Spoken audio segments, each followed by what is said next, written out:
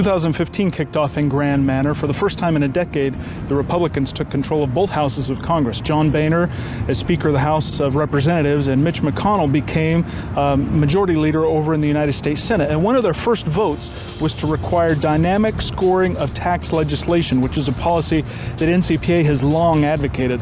The House immediately voted to repeal Obamacare and sent the bill over to the Senate, where they couldn't quite overcome a Democratic filibuster. But the Republican Congress couldn't keep up the momentum. By March, John Boehner was cutting deals with Nancy Pelosi and the Democrats. Are you kidding me? That would add billions of dollars to the deficit in an unsustainable doctor payment formula. Congress gave fast-track authority to President Obama, and they reauthorized the corrupt Export-Import Bank. The president signed a disastrous Iran nuclear deal, and the Senate couldn't quite muster enough votes to overcome a filibuster to even vote on the Iran deal.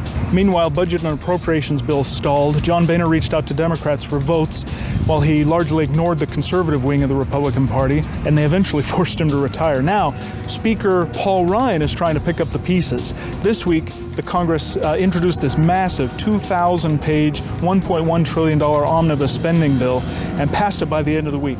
This is not how Congress is supposed to run, but Speaker Ryan promised that he would introduce reforms next year, and we hope that it does indeed set the stage for a better year next year.